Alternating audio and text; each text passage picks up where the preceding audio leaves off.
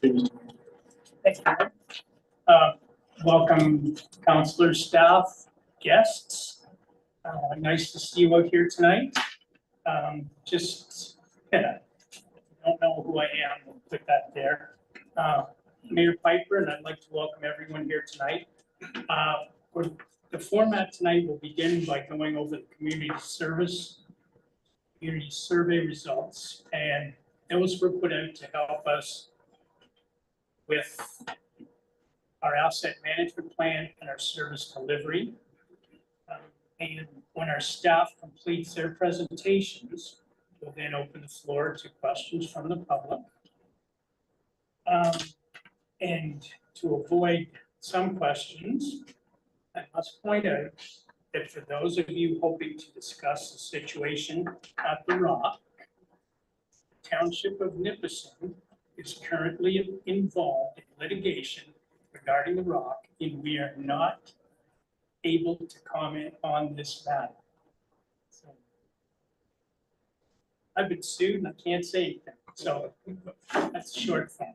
So now I'll ask the staff to take over and they'll go through the community survey with us and then back to us. Thank you. Good evening, I'm Chris Prosper-Hawkins. I'm the municipal administrator. We're going to go over some of the results from the community survey that we put out. So we received 241 completed surveys. We collected them on paper format or by email. We got 123 of our responses came from residents who are 65 years or older. We received 78 responses from 50 to 64. This gave us a good demographic view. So the information that we collected, as the mayor stated, is going to populate our levels of service for our asset management planning. It's also going to help us with the service delivery review that is part of our strategic plan. So this data will start a baseline for future service delivery reviews and or surveys that we can collect information moving forward. So we asked if people were watching the council meetings. 204 respondents stated they do not watch it online. The meetings are saved on our YouTube channel, so they can be watched at any time. 126 respondents stated they do not access the council meeting agenda packages on, but 95 stated that they do. So that number is coming up. The entire agenda package is placed on the website for everyone to be educated on the meetings that are coming up. The YouTube link is always listed on our agenda at the bottom of the agenda, which is available on our website.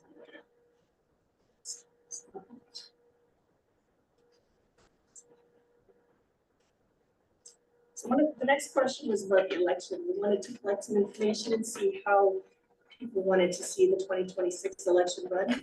So we got 66% stating that they want to stay with the traditional paper ballot. That will be the way that we run the next election. Some of the comments that we received about the electronic voting was there's a lack of trust in that method, and there's no way to actually count the votes and see the votes. So that's still a very large piece for our demo.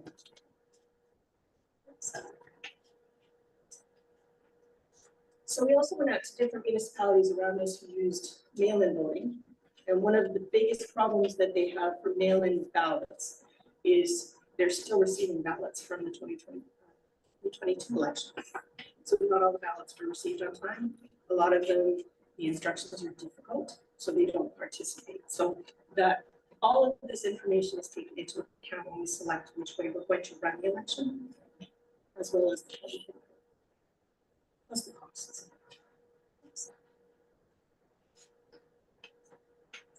So we asked how people gather information if they have a question.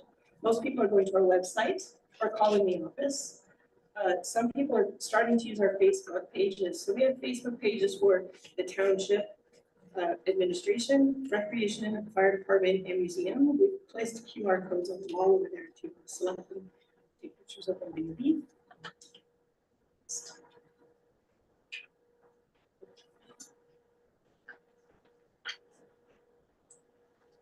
So a few of the comments that were received.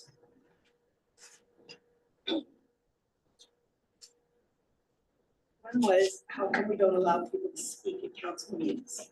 So the procedure bylaw that governs all council meetings states that there is a delegation process. This allows council to know what's coming, what people want to know about, allows us to gather information, and it also allows us to put the information on the agenda to notify the public what's going to come up at the meeting, to allow them to participate and keep it open and transparent. So that is the process that's followed. Another comment was about minutes and how the minutes don't have a lot of information. So per the Municipal Act, I'll read it right from there. The municipality shall report without note or comment all resolutions, decisions, and other proceedings in the meeting. So we only place our resolutions and the decisions of council in the minutes. That information is always available on all of our videotaped meetings, or you can come to the office or call the office. We'll gladly mail out the bylaws, and you can view any of the documentation.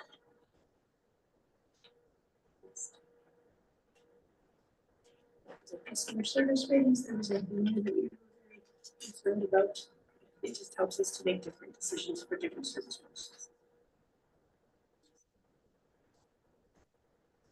Police department. The township of Nipissing is responsible for the maintenance of all municipal roads.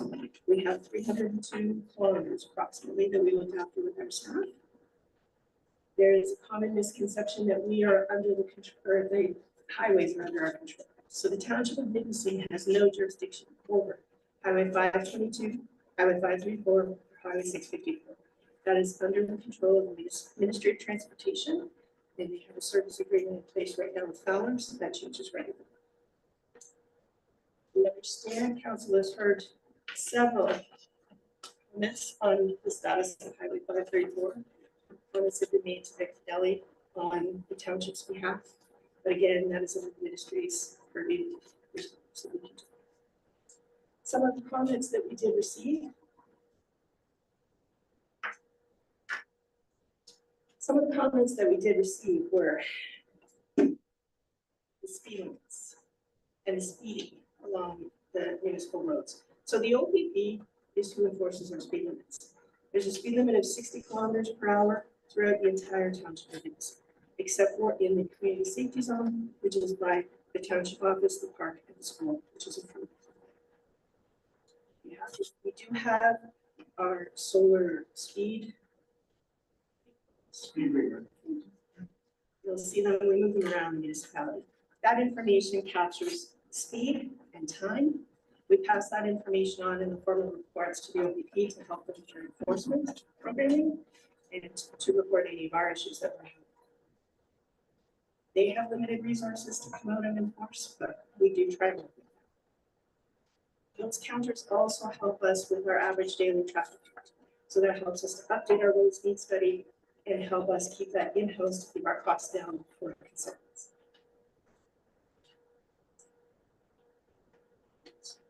So we asked if everyone was happy with or what they thought of a 60 kilometer per hour speed limit, if that's enough.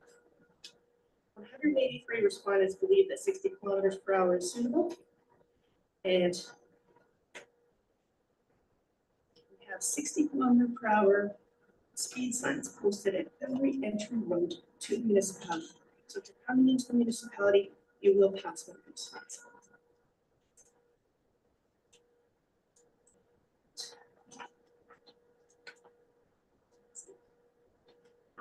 Next, we move to waste management. Jillian Burns, who works at the landfill. So each year, the landfills are surveyed and monitored by Tangent, which is an environmental consulting firm. And as of December 2023, these surveys indicated that at the current rate of use, there were approximately 5.5 years remaining at Bear Creek landfill and 14.5 years at the Wolf Lake landfill. However, once the Bear Creek landfill is full and all the waste is diverted to the Wolf Lake site, then the Wolf Lake landfill will begin to fill at twice the current rate. Therefore, given the current footprints at each location, there's only about 10 years of usable landfill time for the township. In order to counteract this, we are investigating different ways to increase waste diversion and to decrease the amount of waste going into the landfill. We're hoping that this will prolong the life of the landfill and therefore save taxpayer money. Another thing that is in the works is Jen is currently working on an expansion request on behalf of the township to the Ontario Ministry of the Environment, which sort of involves regulating the scope and activities permitted at waste management sites. So the current request that they're working on is an expansion of the Bear Creek landfill. Once this process is complete, there is a plan to proceed with a similar expansion at the Wolf Lake landfill. So in addition to these proposed expansions, one program that has been investigated is a household waste bag limit. This would be only for waste. It would not include recycling, etc. So according to the survey, 163 respondents said they would be in support of a bag limit, while 54 said they would not. Some of this was resulting from concerns regarding how it would be monitored and needing to go on a regular basis. So the calculation for this limit was based on 2 bags per week times 52 weeks per year, so 104 bags plus an additional bag, 6 bags per year to accommodate sort of special occasion overflow. So the total permitted number of bags per residence per year would be 110 bags, and this was using a bag size of regular garbage bags, which is 74 liters, and the monitoring of these limits will be done by the landfill staff. Punch cards are being investigated as an option, and this would allow users to continue to attend the landfill at their using their current, according to their current routine. So whether they go weekly or monthly or yearly, it wouldn't really matter, just the overall total of bags going into the landfill per year. So this is why the 2024 landfill permit cards were not issued at the beginning of the year as per normal. It was hoped the program was beginning this year, but that does not appear to be possible just at this time. So another thing that might be changing at the landfill would be the hours. So the proposal in this community survey was 10-hour days, 4 days a week. And this was an initiative that the township was exploring to help with work-life balance for staff, just in general cost effectiveness, and to allow the public works crew to complete work within the landfills in a safe manner while maintaining accessibility for users and residents. So about 80%, 188 respondents are in favor of a 10-hour day, 4 day week, while 46 were not in support of the listed hours in the survey. So what was proposed in the survey was Friday and Sunday at Bear Creek and Saturday and Monday at Wolf Lake, 9 a.m. to 7 p.m. each of those days. And based on suggestions received from the surveys, we are now considering a schedule that would have the Wolf Lake landfill open Thursdays and Saturdays, and Bear Creek open Fridays and Sundays. Each day would be 9 a.m. to 7 p.m. and all landfills would be closed Mondays, Tuesdays, and Wednesdays. So this was to minimize disruptions caused by staff holidays, which are often on a Monday, as this was a recurring concern expressed in surveys. Another item that came up in the surveys was the potential for an organics program, again, to help minimize the rate at which the landfills are filling up. And the results from the surveys indicate that about half the respondents would be willing to separate their organic and non-organic waste for deposit at the landfill.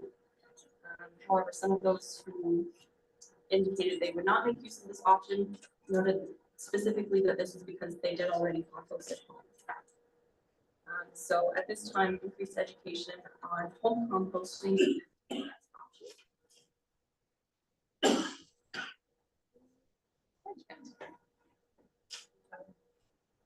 Will Bateman, our fire chief, is going to speak on fire. Thanks. So one of the questions that were on there was about Code Red.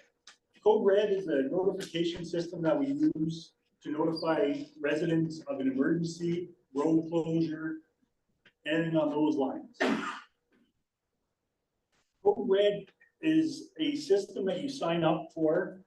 You can either get it landline, cell phone, email, and it gives us the opportunity to notify specific groups, the whole township, a road, etc. This program is an app-based, or you can come into the township office, or I do have someone that's stool on the table over there that you can register and we will sign you up. This program can only be accessed by the company or myself, the fire chief, or the municipal administrator. It does not go out to any public, nor there's people get it.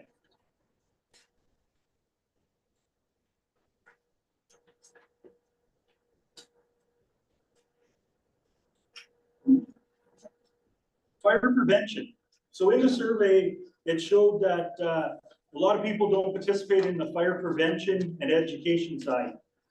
The fire department participates in numerous events throughout the year.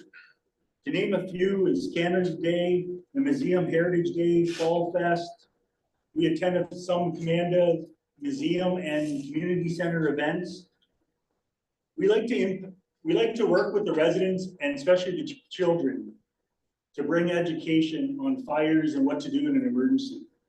We take any chance and any possibility we can to interact with the public. Fire prevention is important to all residents, not just the kids, the adults. We are an older community and we need to look out for everybody. At any time, a resident can contact us and myself or one of the firefighters can go and help you out and give you a guideline on where you should have working smoke CO alarms, what you can do around your property to mitigate the risks of a fire. Island properties. Island properties and water access properties and some remote properties do not receive the same fire protection as other ones located on maintained roads, private roads, anyone that we can get to by road or UTV. However, the public education portion is still there. We educate by mail outs going out to islands and water access only properties. We're looking at putting boards and signage at waterway accesses at our boat docks, some of the marinas, to try to educate. One of the other issues that we have is even though it's a water access property and we may not go out to them, you still have to have a civic address and 911 sign visible on your dock or on your building. It could be OPP, EMS, trying to find your location as well.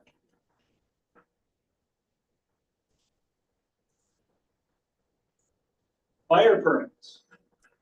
Fire permits are required for year-round burning with the exception of a campfire.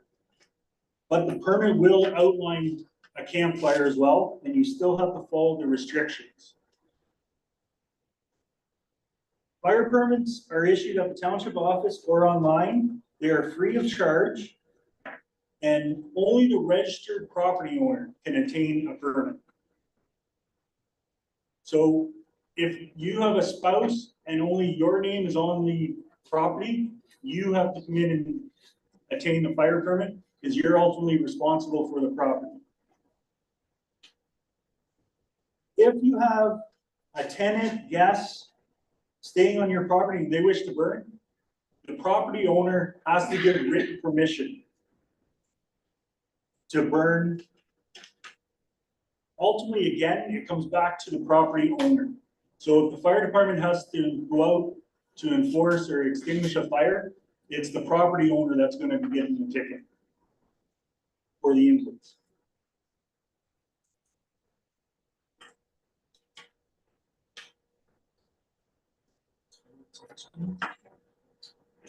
Fireworks. So in the survey, we had a couple of questions about why we don't allow fireworks. We do allow fireworks. There is a fire permit that you get, and fire permits are good as long as you own the property. So since 2020, as long as you got a fire permit, you're good until you sell the property. Fireworks are only good for 1 year. That way we can keep up on who has a current fireworks permit and who don't. Fire permits, I think we're up to 4 or 5 for this year. So we don't hand out many fireworks permits. The biggest reason for firework permit is the ambers go everywhere. So in a fire ban, high levels, neighbor complaints, we can go and contact the people that have fireworks and discuss the situation.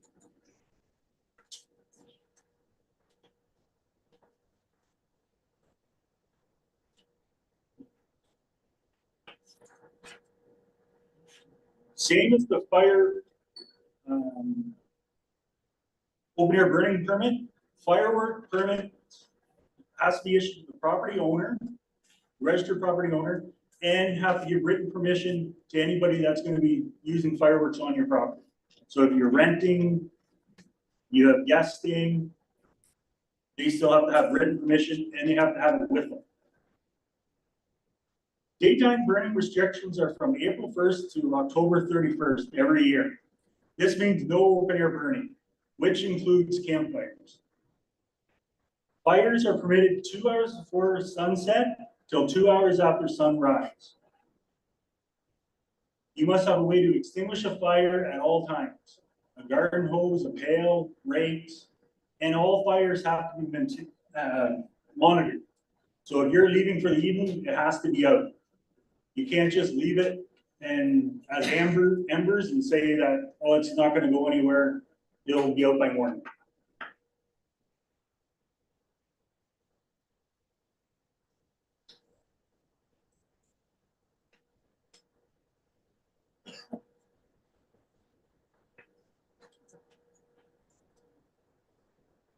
So Kim Turnbull will be speaking on recreation. So we want to share a glimpse into the recreation facilities, programs, and events that the township has to offer. The Township of Nipissing's Community Center is a valuable asset to the township. It's a multifunctional space for a variety of programs and events. It is also available to rent for private events, for birthday parties, baby or bridal showers, family reunions, meetings, and special events. Pricing and further information can be found on the township website or by giving the office a call. We'll be happy to share the information with you. Next slide, please. Downstairs is a fully equipped fitness center. It has a variety of machines, weights, bikes, treadmills, as well as a shower and an accessible washroom. This facility is available 24 hours a day, 7 days a week. And it is accessible, it is an unsupervised facility. However, you can access it through a key fob system. Pricing and information is also available on our website. And if you need more information, you can also contact the office and we'll happy to share it with you. Next slide. Recreation Committee has had a number of successful events and programs this year to date. We've had youth soccer, family day skate, Easter scavenger hunt, spaghetti dinner, which I recognize some of you from, Canada Day, chair yoga, movie in the park is coming up, which is featuring Trolls on August the 10th. So I hope to see some of you there. Team dances and more. Next slide. The survey helped identify ideas for future programs and events, including several requests for pickleball, yoga, martial arts, cornhole, social events, and classes. The Recreation Committee is always looking for new ideas to add to our calendar of events. And we want to thank everybody for their input, as this helps the committees work towards strategic planning for next year. Please remember, if you have not done so, to follow the Township of Nipissing Recreation Facebook page, and you'll see all of our upcoming events and dates, so that you can come out and enjoy the fun that the community puts on. Jillian is going to speak on the Nipissing Township Museum. Right, so according to the surveys, about 30% of respondents indicated that they visited the Nipissing Township Museum in 2023, and 46% of respondents indicated that they had attended a Nipissing Township Museum event in the past 5 years. So the museum is currently working on building up the community events since COVID. We currently host 2 annual events, Heritage Day in August and a fall market in September. This year will be in collaboration with the Recreation Committee. So the Nipissing Township Museum has a Facebook page and a page on the township's website where information and updates on the season and events are shared. We're currently also working on consolidating the artifact collection and records using museum-specific software, which will facilitate not only improved maintenance of collections and improve accessibility of information about the collections, but also the annual renewal and/or creation of exhibits and educational programs to better support the community. So there's still an old-fashioned candy and gift shop, and we have some new exhibits which will be added to current displays in time for Heritage Day on August 18th. There. This year, the museum is also working collaboratively with the Commandant Museum for advertisement and promotion of events. Hopefully, this will improve accessibility to the event information for everyone. What's the concern of surveys?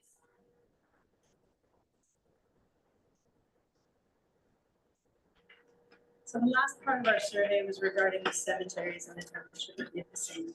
The township licenses and maintains 3 operating cemeteries. We have the Nipissing Union Cemetery, which is located at the corner of highways 534 and 654. St. John's Alsace, which is located across from St. John's Church on Alsace Road, and the Commandant Union located on Bennett Road, just off of Highway 522. We have received several requests for a columbarium at different cemeteries. Columbariums are very expensive. They are graded structures that allow for the placement of cremated remains. Usually, we're looking at ones that would have approximately 24 niches. But the price of that would be considerably higher than what we have for regular cemetery lots or cremation lots in the cemeteries. So that's why we put a question in the survey to see who's interested and to gauge public engagement. And at this time, I don't believe forward with them because there's just not enough interest in them and they're quite expensive. So for more information on our cemeteries and our complete bylaw for operating our cemeteries is available on our website under the cemeteries page.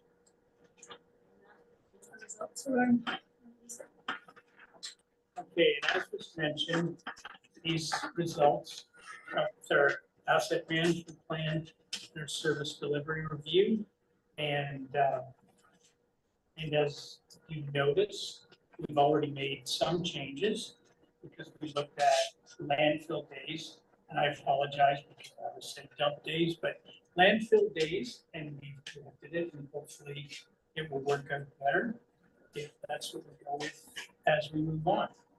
So now, if there's any questions about the community survey or anything about that, you can ask any of the particular department members here. And if not, the floor is open. If you have any questions about, again, this is an open house. It's funny, it's not funny, it's unfortunate. The lady that suggested this at one of our, I think it might have been election night or an open house. Either way, she's not here tonight. But it was her suggestion that we have an open house so that if anybody in the public had a question about something, they could ask and we could we'll attempt to answer. And if we can, we'll try to find out the information. If you give us your information, we'll get back to you again. For those who came in late, I just want to point out Township of Nipissing is currently involved in litigation regarding the rock. And we're not able to comment on this matter. So other than that, floor is open. Anybody wants to stand up, put up their hand, ask a question? Yes, ma'am. Did you ever come up with policy on Airbnbs? I know last year at this meeting we discussed it. I'm just wondering if you find one. That's a good question. I'll start by saying, no, we haven't. We're still collaborating with the other local municipalities. East Ferris is the only one that's really gone out and on with an Airbnb policy. They've had some issues.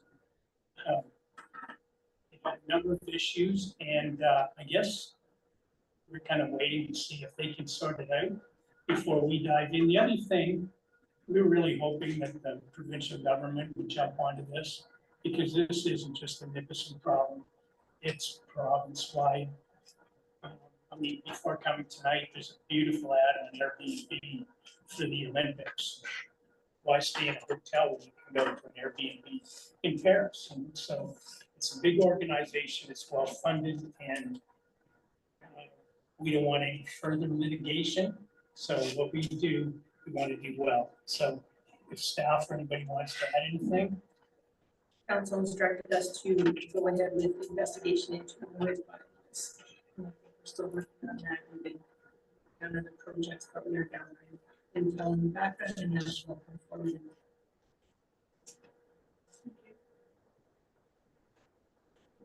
Yes. I would like to know more about what's going on with the Alsace Road and the bridge. I'm sure there's other people. I'm not sure if there's any agenda on it, but just, so where are we at as far as repaving, and is the bridge, I imagine the bridge is gonna be up for a long time, given the financials? Well, I can tell you what I know as of now. We had, pardon me, on our agenda, it must have been a month ago now. That's when we had the surveyors and engineers here. They gave us the information. Our questions were, could you open it to local traffic? Just local traffic. And then they said, how are you going to do that? We would have to literally have someone there 24/7. Because even when the engineers were there saying that the bridge could collapse, a triaxle went over the bridge, far exceeding the weight, and there's nobody there, nothing happens. So it came down to no, and we contacted our insurance. They said, if the engineer won't let you do it, we won't insure you to do it. So it went out in the paper, and all the locals were notified that the bridge was closed, that kind of thing. I guess I'm trying to think of the date since then. And we should add, 4 years ago, we were at a Good Roads meeting, Mayor Plossman and I.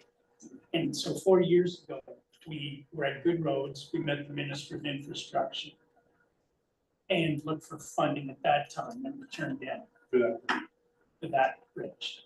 So, I mean, the bridge was 100 years, it was the last 75, so it outlived its expectancy.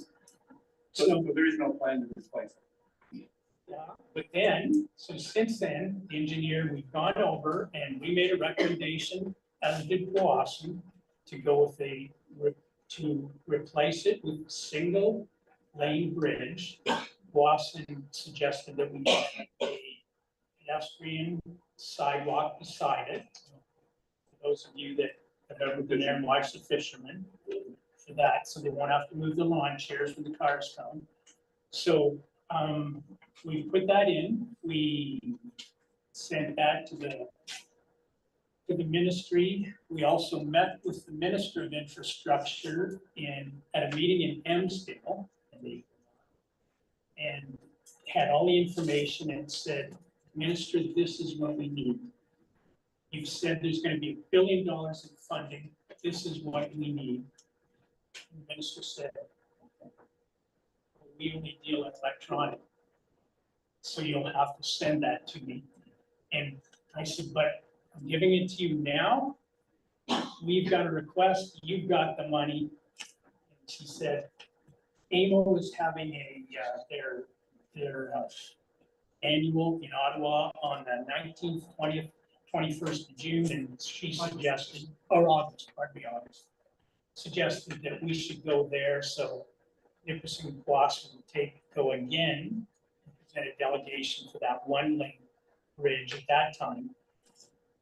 In the meantime, we've also met with our MPP, Mr. Fideli, and Mayor McKeist and I had a meeting with him, outlined and gave him everything. He said he would talk to the Minister of Infrastructure, but what happened was this all came right after Parliament was dissolved in summer.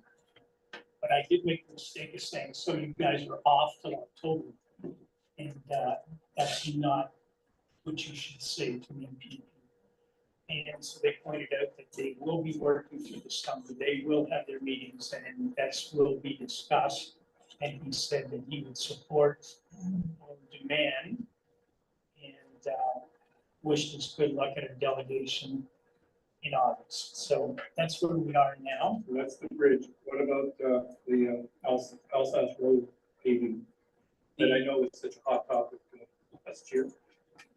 It was such a hot topic. We're just coming down to waiting on Boston and the boundary. And back to the bridge, township has gone through engineering done, so soil samples and stuff, so we're ready.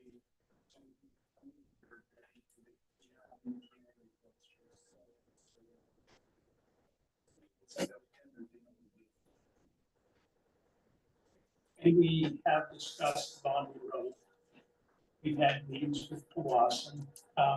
Unfortunately, this year they chose another road. But we're ready. We're ready to second. And as you know, you are taking very good care of that road, given the travel. We appreciate it. Mr. Bell? The bridge, if you don't, your funding plan.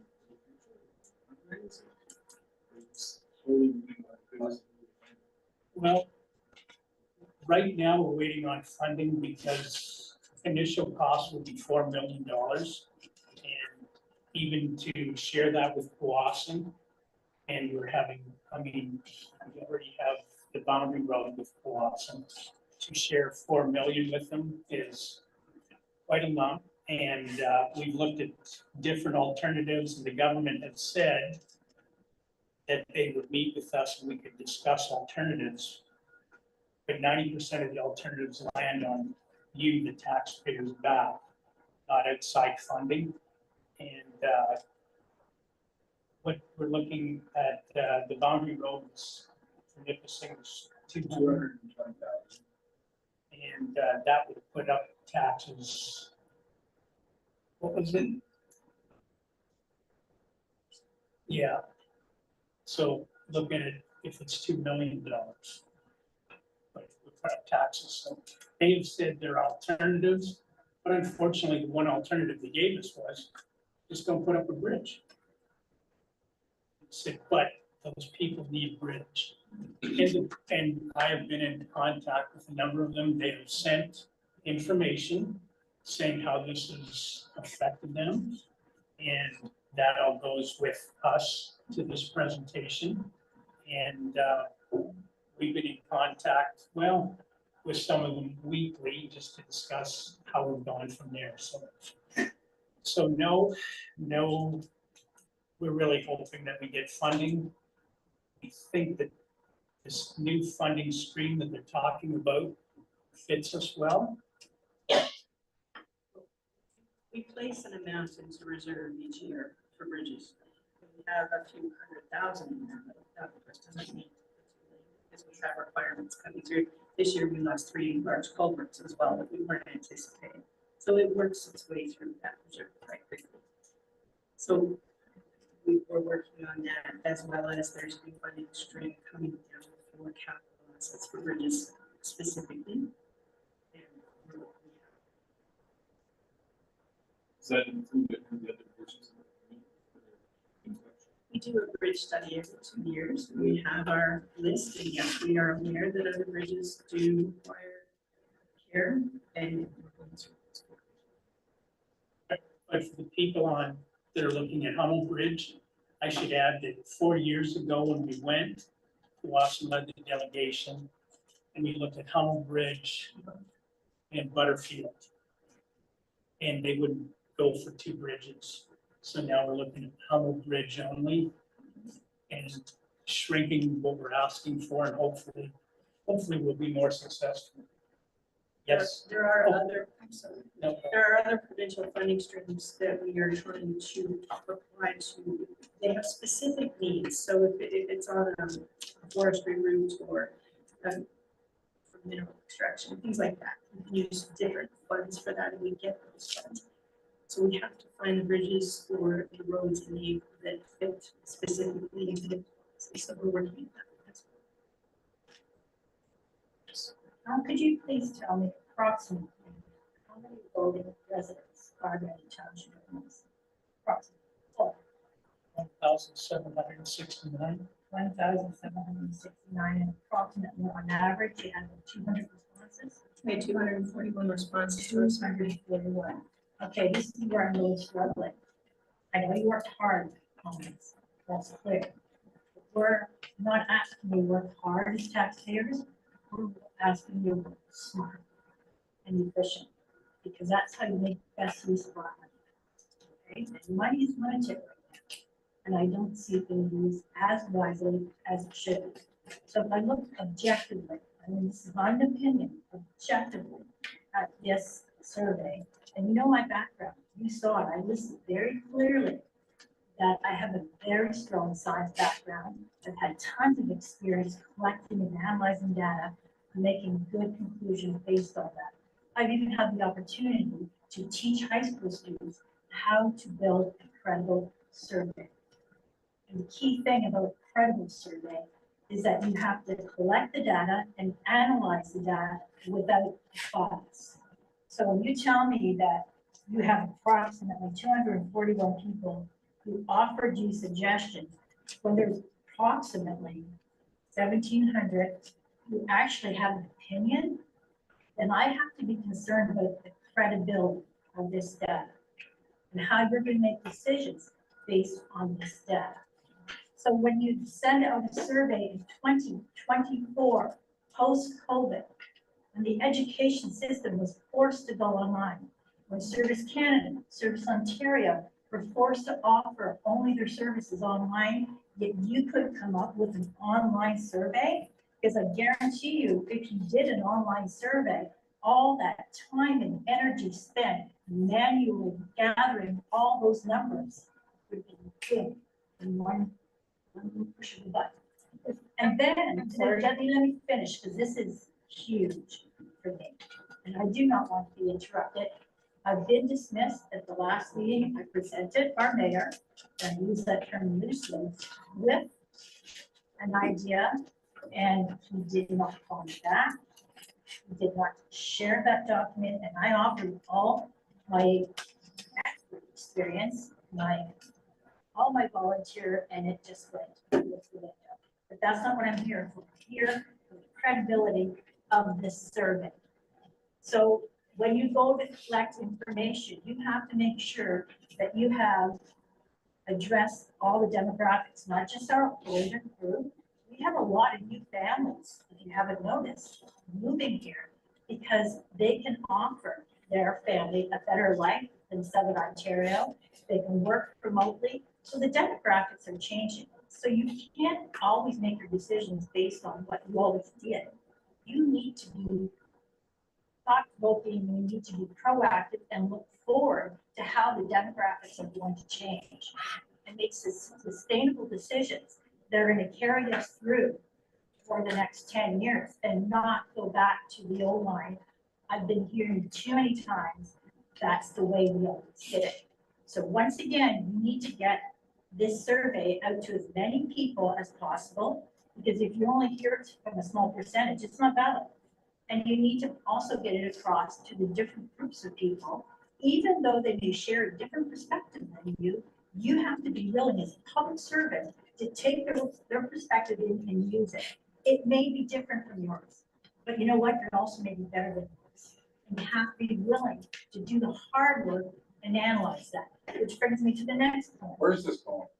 So Come on. I'm almost done Oh, here. almost, like you've been And going the for 5 minutes, and I analyzing- still don't know what you're talking And about. the analyzing of it, again, was very subjective.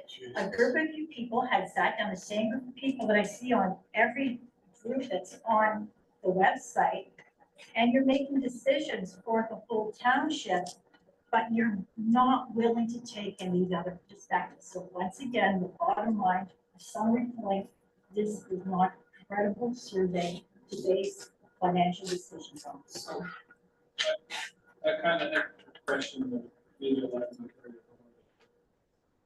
How come the decision was made not to take the survey for a survey collector and survey monkey or someone to guarantee anonymity or allow people to submit it on and have all of your responses just punched over the spreadsheet for you?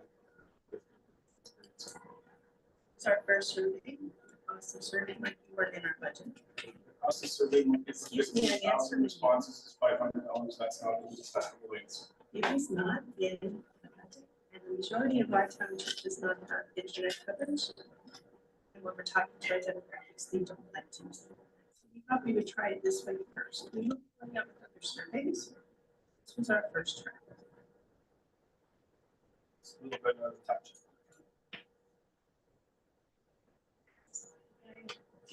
Could I just, quick question here, who put up your hand if you own a smartphone, a device that accesses the internet, and don't, and answer honestly, because you're gonna look foolish if you don't.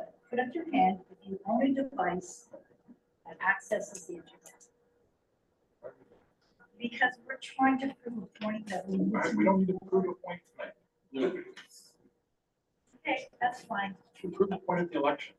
That's exactly where we'll have to go, but people need to understand that in the meantime, decisions are being made that are so outdated, so backward, and unfortunately, they cost us big time. The survey wasn't available online, it was available on our website. And as the surveys come in, we tried to keep them as anonymous as possible. When they came in, they went in a file folder, they were numbered separately, we did not look at them right away. I don't argue that, I value.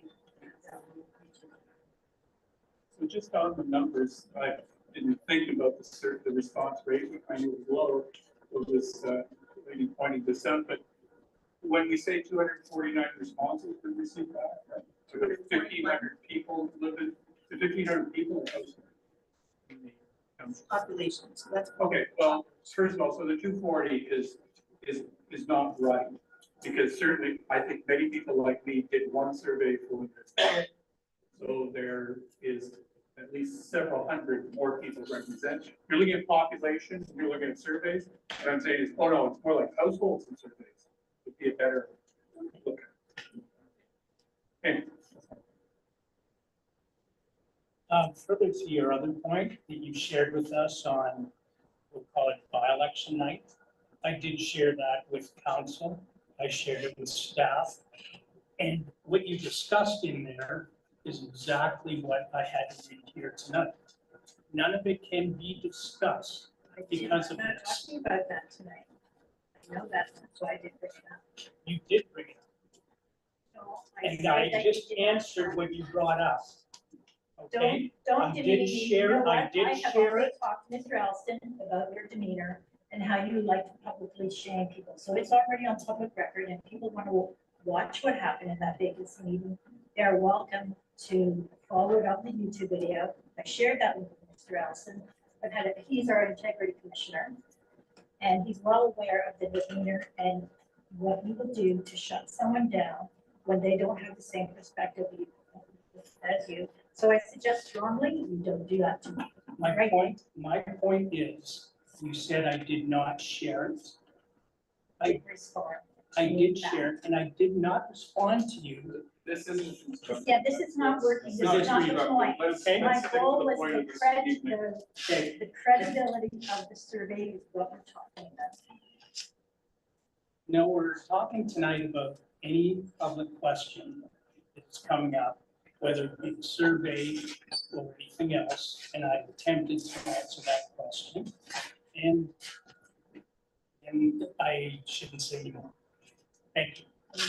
Yes, any other questions? Joe? Just curious about the bag limit comment there. Why is that not happening this time? There's hopes it was gonna happen this year. What's stalling? There's changes that have to be brought forward in our certificate of authority, so we're going to do all of them at one time, as well as our bylaws. So we're working towards that. Have we considered further to that, have we considered the scale of that landfill to get per ton for the large volume users? Less than 10 years now away from dump. Yeah, you know, it costs to get scales installed, it's just more money that. It'll also increase the life of the landfill. Have you worked with Pynchon on that and discussed the potential of it? Or did you look at it? Scale, so what we do for the large bulk items that do come in, there are set fees that goes towards the grinder. As far as household garbage, we don't charge an additional fee, that's included in the taxes. And that's why we're looking at bagging to keep it fair for everyone to be utilizing the landfill. The reason I'm asking the question is I can see it clear as everybody else in the landfill, that if people come in, it's $25 here or $30 there, there's no way to prove the tonnage or the volume that's coming in, it's just what we look at by eye in the truck. So we could reduce the inflow into that landfill if there was a scale there. Something that should be explored. Thank you.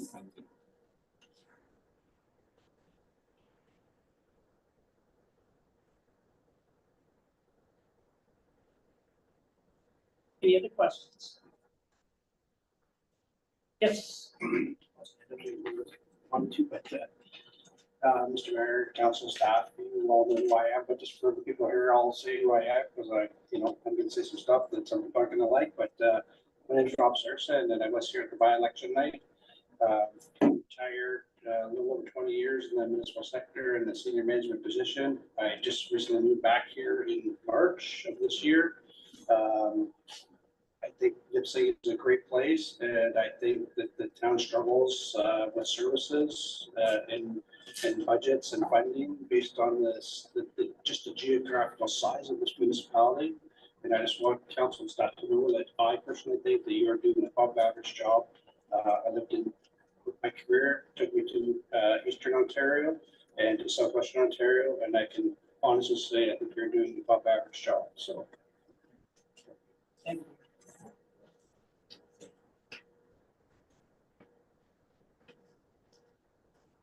Any other questions?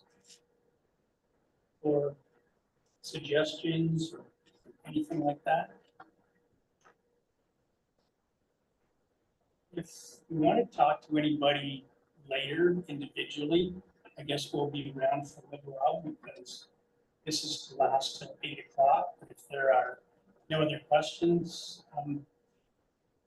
evidently you're free to leave. We've already had dinner, so feel free. And if we'll stay here for a little while, if you want to talk individually, if you feel better that way, we'll do that. But otherwise, I thank you for coming tonight. And we'll just muddle on or we'll go on from here. Thank you. Thank you. Thank you. Thank you.